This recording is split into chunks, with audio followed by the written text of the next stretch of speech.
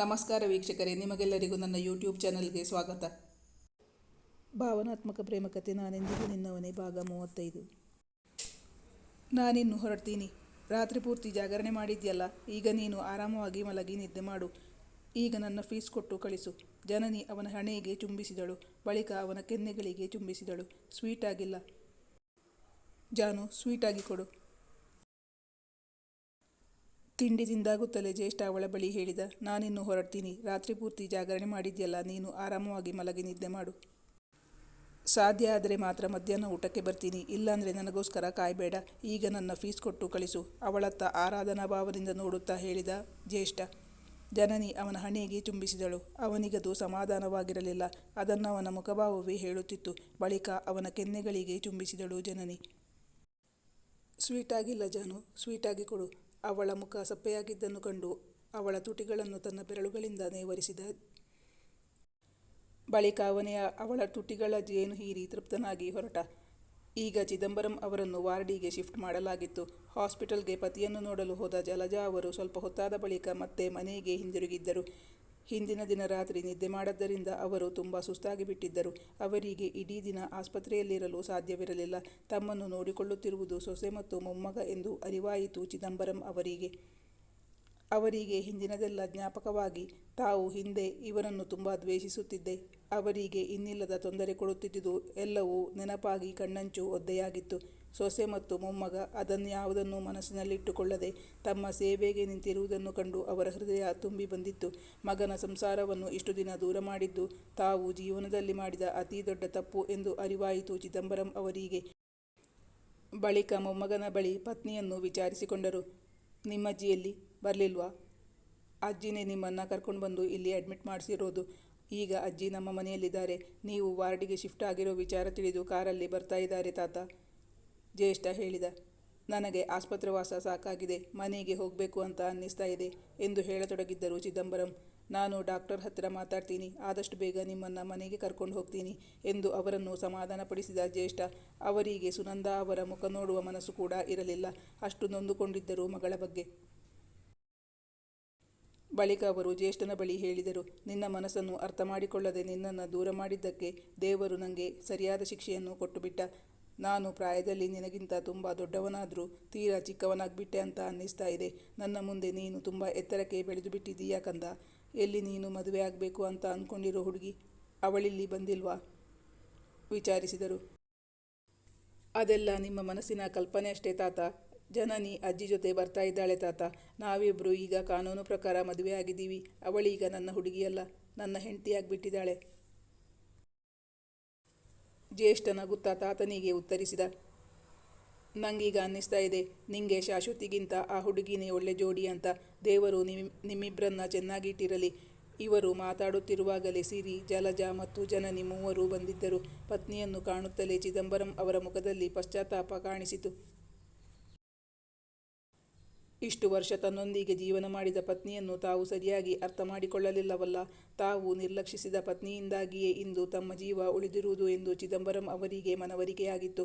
ಯಾರನ್ನು ತಮ್ಮವರೆಂದು ಆದರಿಸುತ್ತಿದ್ದರೋ, ಪ್ರೀತಿಸುತ್ತಿದ್ದರೋ ಅವರು ತಮಗೆ ಯಾವುದೇ ರೀತಿಯಲ್ಲೂ ಸಹಾಯ ಮಾಡಲಿಲ್ಲ. ಬದಲಾಗಿ ತಾವು ದ್ವೇಷಿಸುತ್ತಿರುವವರಿಂದ ಸಹಾಯ ಪಡೆಯಬೇಕಾಗಿ ಬಂದಿತ್ತು. ಇದು ಎಂತಹ ವಿಪರ್ಯಾಸ! ತಾವೊಂದು ಬಗೆದರೆ ದೈವ ಇನ್ನೊಂದು ಬಗೆದಿತ್ತು. ಪತಿಯ ಮನದಲ್ಲಾಗುತ್ತಿರುವ ತುಮುಲದ ಅರಿವಿದ್ದ ಜಲಜಾ ಅವರು ಹೇಳಿದರು, ನೀವೀಗ ಬೇರೆ ಯಾವ ವಿಚಾರದ ಬಗ್ಗೆನೂ ಯೋಚನೆ ಮಾಡೋಕೆ ಹೋಗಬೇಡಿ. ನಮ್ಮ ಸೊಸೆ ಮೊಮ್ಮಗ ಯಾವತ್ತೂ ನಮ್ಮ ಜೊತೆ ಇರ್ತಾರೆ. ನಾವು ಕಳ್ಕೊಂಡಿರುವುದೆಲ್ಲ ಮತ್ತೆ ಆ ಮೂಲಕ ಸಿಗ್ತಾ ಇದೆ. ಅದಕ್ಕೆ ನೀವು ಸಂತೋಷ ಪಡಬೇಕು ಎಂದು ಹೇಳುತ್ತಾ ಪತಿಗೆ ಧೈರ್ಯ ತುಂಬಿದರು ಜಲಜಾ. ಸಹನಾ ಅವರು ಕೂಡ ತಂದೆಗೆ ಲಘು ಹೃದಯಾಘಾತವಾಗಿದೆ ಎಂದು ಗೊತ್ತಾದ ಬಳಿಕ ತಂದೆಯನ್ನು ಒಮ್ಮೆ ನೋಡಿ ಹೋಗಬೇಕೆಂದು ಅಮೆರಿಕದಿಂದ ಬಂದಿದ್ದರು.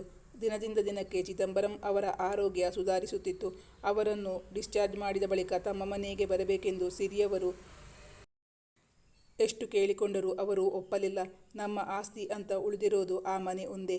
ಅದು ಈಗಲೂ ಜಲಜಾ ಹೆಸರಲ್ಲೇ ಇದೆ. ನಾವು ಒಮ್ಮೆ ಆ ಮನೆಯಿಂದ ಹೊರಗೆ ಬಂದರೆ ಮತ್ತೆ ಆ ಮನೆ ಮತ್ತು ಆಸ್ತಿಯನ್ನು ಕೂಡ ಅವರಿಗೆ ಬಿಟ್ಟುಕೊಟ್ಟ ಹಾಗೆ. ಆದ್ದರಿಂದ ನಾವು ಆ ಮನೆಗೆ ಹೋಗೋದು. ನನಗೆ ಅವಮಾನ ಮಾಡಿದವರಿಗೆ ನಾನು ನನ್ನ ಮನೆಯಲ್ಲಿರೋಕೆ ಆಸ್ಪದ ಕೊಡೋದಿಲ್ಲ. ಮೊದಲು ಆ ಮನೆಯಿಂದ ಅವರನ್ನು ಹೊರಗೆ ಹಾಕಬೇಕು. ಅದೇ ನನ್ನ ಮುಖ್ಯ ಉದ್ದೇಶ.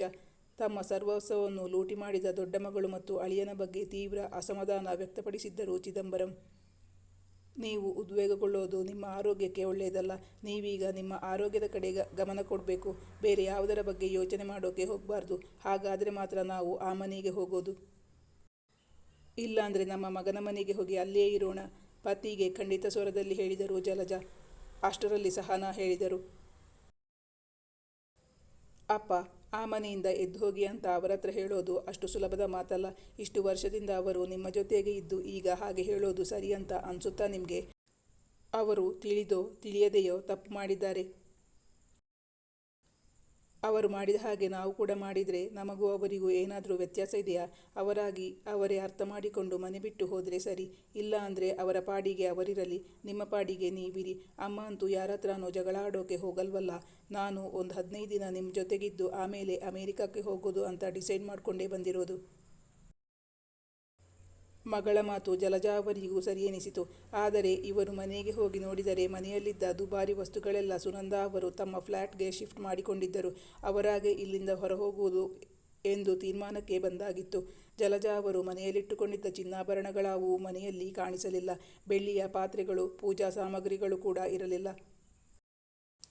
ಅದೆಲ್ಲವನ್ನು ತಮ್ಮದೆಂದು ಸುನಂದ ತೆಗೆದುಕೊಂಡು ಹೋಗಿದ್ದರು. ಈ ವಿಚಾರ ಯಾವುದನ್ನು ಚಿದಂಬರಂ ಅವರ ಗಮನಕ್ಕೆ ತರಲೇ ಇಲ್ಲ ಸಹನಾ ಮತ್ತು ಜಲಜ. ಅದಕ್ಕಾಗಿ ಪರಿತಪಿಸಲು ಕೂಡ ಹೋಗಲಿಲ್ಲ.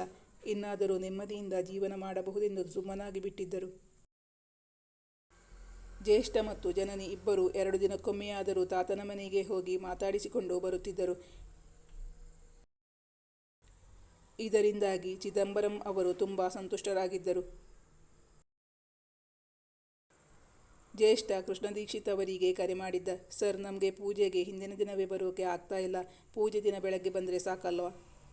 ಇಲ್ಲ, ಅದು ಆಗಲ್ಲ. ಶಾಸ್ತ್ರಿಗಳು ನೀವು ಹಿಂದಿನ ದಿನಾನೇ ಬರಬೇಕು ಅಂತ ಹೇಳಿರುವುದರಿಂದಾನೇ ನಾನು ಒತ್ತಾಯ ಮಾಡ್ತಾ ಇರೋದು. ದಯವಿಟ್ಟು ಇಲ್ಲ ಅಂತ ಹೇಳಬೇಡಿ. ನಿಮಗೆ ಬರೋಕೆ ಆಗಲ್ಲ ಅಂದರೆ ಪೂಜೆಯನ್ನೇ ಪೋಸ್ಟ್ಪೋನ್ ಮಾಡಬೇಕಾಗುತ್ತೆ. ಅಷ್ಟು ಮಾತ್ರಕ್ಕೂ ನಿಮಗೆ ಬರೋಕೆ ಆಗ್ತಾ ಇಲ್ಲ ಅಂದರೆ ಪೂಜೆಯನ್ನು ಮುಂದಕ್ಕೆ ಹಾಕೋಣ. ನಿಮಗೆ ಯಾವಾಗ ಅನುಕೂಲ ಆಗುತ್ತೋ ಆವಾಗ ಪೂಜೆ ಮಾಡಿಸೋಣ. ಅವರು ಅಷ್ಟು ಹೇಳಿದ ಮೇಲೆ ಜನನಿ ಮತ್ತು ಜ್ಯೇಷ್ಠ ಇಬ್ಬರು ಪೂಜೆಯ ಹಿಂದಿನ ದಿನವೇ ಕೃಷ್ಣ ದೀಕ್ಷಿತ್ ಅವರ ಮನೆಗೆ ಹೊರಟರು. ಕೃಷ್ಣ ದೀಕ್ಷಿತ್ ಅವರು ತಮ್ಮ ಹಳ್ಳಿಯ ಮನೆಯಲ್ಲಿ ಪೂಜೆ ಇಟ್ಟುಕೊಂಡಿದ್ದರು. ಜನನಿ ಮತ್ತು ಜ್ಯೇಷ್ಠ ಅವರ ಮನೆ ತಲುಪುವಾಗಲೇ ಸಂಜೆ ಕತ್ತಲು ಆವರಿಸಲಾರಂಭಿಸಿದ್ದವು. ಮನೆಗೆ ಬಂದ ವಿಶೇಷ ಅತಿಥಿಗಳನ್ನು ಆದರದಿಂದ ಸ್ವಾಗತಿಸಿ ಸತ್ಕರಿಸಿದ್ದರು ದೀಕ್ಷಿತ್ ದಂಪತಿಗಳು ತಮ್ಮ ಮಗಳು, ಅಳಿಯ, ಮೊಮ್ಮಗನನ್ನು ಪರಿಚಯಿಸಿದರು. ತೋಟದ ಮಧ್ಯೆ ಇದ್ದ ಹಳೆ ಕಾಲದ ಮನೆಯ ಸುತ್ತಲೂ ಮರ ಗಿಡಗಳಿದ್ದುದರಿಂದ ರಾತ್ರಿಯಾಗುತ್ತಿದ್ದಂತೆ ಚಳಿ ಜಾಸ್ತಿಯಾಗಿತ್ತು. ಜ್ಯೇಷ್ಠ ಮತ್ತು ಜನನಿ ದಂಪತಿಗಳಿಗೆ ಉಳಿದುಕೊಳ್ಳಲು ಪ್ರತ್ಯೇಕ ಕೊಠಡಿ ವ್ಯವಸ್ಥೆಯನ್ನು ಮಾಡಿದ್ದರು. ಊಟವಾಗುತ್ತಿದ್ದಂತೆಯೇ ಈಗಾಗಲೇ ಲೇಟಾಗಿದೆ, ಮಲ್ಕೊಳ್ಳಿ, ನಾಳೆ ಬೆಳಿಗ್ಗೆ ಶಾಸ್ತ್ರಿಗಳು ಬೇಗ ಬರ್ತಾರೆ, ಆದ್ದರಿಂದ ಬೇಗ ಎದ್ದೇಳಬೇಕು ಎಂದು ಹೇಳಿದರು ರೇವತಿ ದೀಕ್ಷಿತ್. ರಾತ್ರಿಯಾಗುತ್ತಿದ್ದಂತೆ ಚಳಿ ಜಾಸ್ತಿಯಾಗಿತ್ತು. ಜನನಿಗೆ ಮೊದಲೇ ಚಳಿ ಜಾಸ್ತಿಯಾದರೆ ತಡೆದುಕೊಳ್ಳಲು ಸಾಧ್ಯವಾಗುತ್ತಿರಲಿಲ್ಲ. ಈ ಕಥೆಯ ಮುಂದಿನ ಭಾಗ ಮುಂದಿನ ಸಂಚಿಕೆಯಲ್ಲಿ ಮುಂದುವರಿಯುವುದು. ವೀಕ್ಷಕರೇ, ನಿಮ್ಮ ಅನಿಸಿಕೆ ಅಭಿಪ್ರಾಯವನ್ನು ಕಮೆಂಟ್ ಮಾಡಿ ತಿಳಿಸಿ. Thank you for watching.